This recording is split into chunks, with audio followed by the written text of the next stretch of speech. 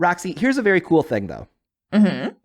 As much as we love to guess at what a film director is saying with a movie, as much as we love to pick apart what the meaning could be, this is the first movie where we actually have, from the horse's mouth, a little bit of info as to what George Romero was trying to do with this movie.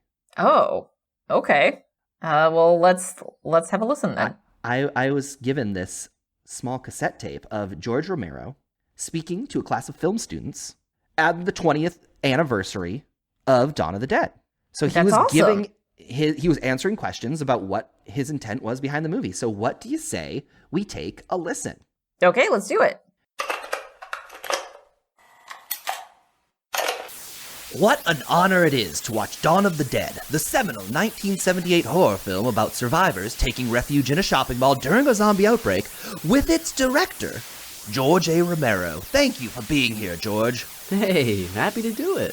Before we jump into the Q&A, George, what was it like to rewatch this film here tonight before an audience of your biggest fans, 20 years on? It was a joy.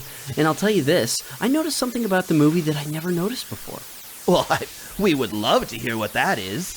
Well, tonight, for the first time, I realized that the zombies in the mall don't act so different from the people at the mall. Isn't that the point of the film? No, the point was that there are zombies now and they eat people. I mean, you said it in a shopping mall. I thought it was pretty clearly a comment on capitalism. No, I just asked, where is a place that can hold people? And the answer to that is the mall.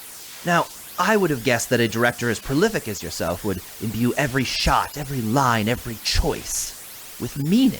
Well, when a dentist drills a cavity, does that have meaning?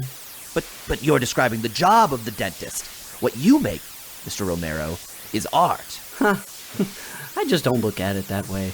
My job was to make a scary movie, and I did that.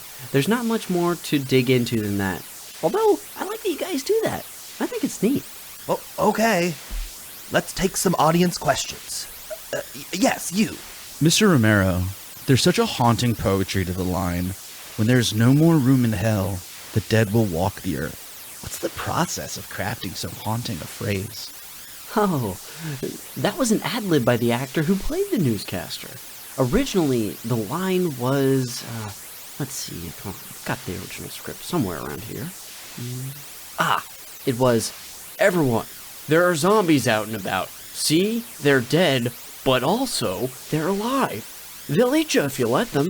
That line reads somewhat didactic. I don't know what that means.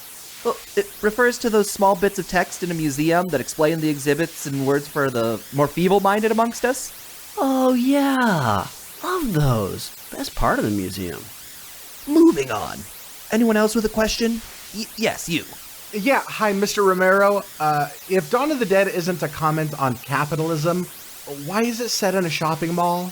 My cousin was a security guard at that shopping mall. He snuck us in to film it when it was closed. We shot most of the movie on Martin Luther King Jr. Day in 1976. So if your cousin was a security guard at, say, a post office? Dawn of the Dead would have been set at a post office, yes. And it would have been the exact same movie.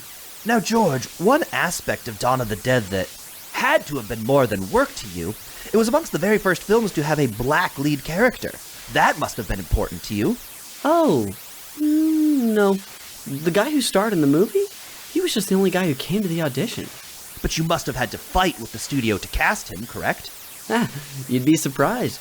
But no one said anything. It was just like a big time whatever. I refuse to believe this. Here we were watching the great piece of art that we thought was deeply personal to a fellow creative, and to you it was no more than a gig. Yeah, but it is very neat that you guys put all this, thought into it. I just think it's so neat. Well, I'm quitting the film industry. Okay.